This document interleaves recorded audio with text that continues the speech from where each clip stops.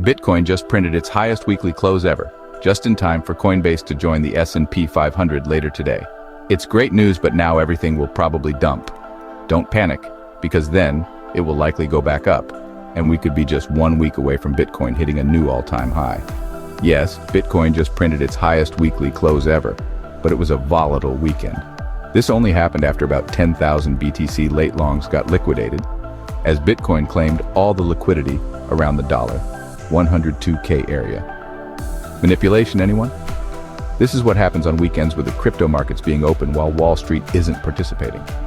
According to CoinGlass data, in the past 24 hours, 155,553 traders were liquidated, with total liquidations amounting to $669.16 million. Bitcoin is still tracking the M2 global money supply, and it could be about a week from reaching a new all-time high based on this absurd chart, which actually seems to work. It currently sits only minus 5.59% from its all-time high of around $109,000 from January 20th. Combine that with the fact that we are near a golden cross on the daily chart, and the new all-time high doesn't seem unrealistic to come soon. But the 30-year Treasury yield has just jumped to 5%, and it looks like things may go down first, as the market has just been spooked by a Moody's credit downgrade. We also now sort of have the answer to last week's question: why are the yield rates rising? Well, this might explain it, as the insiders probably traded.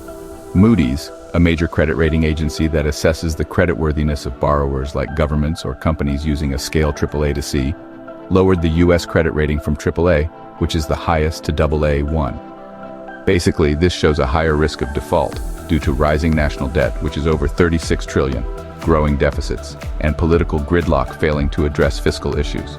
The downgrade means increased risk, so investors demand higher yields on U.S. Treasury bonds to compensate, pushing up interest rates. This can raise borrowing costs for the government and consumers. But Moody's isn't the only agency investors look to. The other major credit rating agencies investors rely on are S&P Global Ratings, Standard & Poor's, and Fitch Ratings. These three ratings, Moody's, S&P, and Fitch, are considered the big three. Should we worry? Maybe not. This could be a nothing burger, as U.S. Treasury Secretary Scott Bessent said, downplaying the Moody's downgrade of the U.S. credit rating. He called Moody's a lagging indicator, implying it's not a significant concern. In interviews on May 18, 2025, he stated, "I don't put much credence in the Moody's downgrade," and remarked, "Who cares? Qatar doesn't, Saudi doesn't, UAE doesn't," referring to foreign investors' confidence despite the downgrade. Also, historically, when Moody's, S&P, or Fitch downgraded sovereign or corporate debt, some investor fund managers adjusted mandates to hold lower-rated securities, like AA+ or AA1. For example, after the 2011 S&P downgrade, some pension funds and money market funds tweaked rules to allow AA+ U.S. Treasuries, avoiding forced sales, as Treasuries remained a benchmark. Basically, they changed the rules to their liking to avoid a crisis, something that could happen again. It will likely follow the stock market with a potential drop as the week begins with this fear, uncertainty, and doubt. Pre-markets are down for the U.S., with stocks like Tesla, Netflix, and Apple already declining. However, if and when the fear, uncertainty, and doubt clears, it will likely reverse all the markets again, especially if we are to believe Bessent's words. U.S. pre-market stocks are dropping, and crypto may continue to drop as altcoins especially feel the pain, which they have been experiencing since last night. Investors may come to realize that the Moody's downgrade is a nothing burger within the next few days, and it could be up only from there.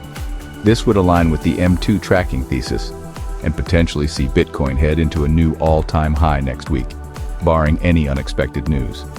Overall, there is probably nothing to worry about, as Bessent also said. With a Bitcoin golden cross on the horizon, things don't look worrying at all. Altcoins have been struggling lately, particularly in comparison to Bitcoin, with many losing significant ground. For instance, Others/BTC has already given back 2/3 of its recent gains.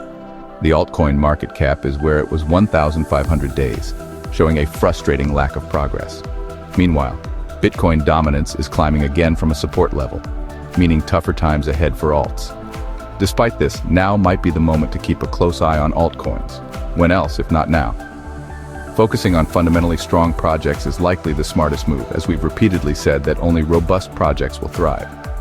As always, none of this is financial advice. You all need to do your own research, but weak projects are just more likely to fade away. We've seen examples of fundamentals leading price recently, like with Maker. In January, we noticed a big increase in their stable coin supply. If you overlay that with the price chart, you can see how the price was dropping as the fundamentals that later caused a price rise were, in fact, rising at the time. So, which others are fundamentally strong? Well, we have the upcoming Avalanche Summit tomorrow in London. We talked about this a few issues back and how we could see many announcements.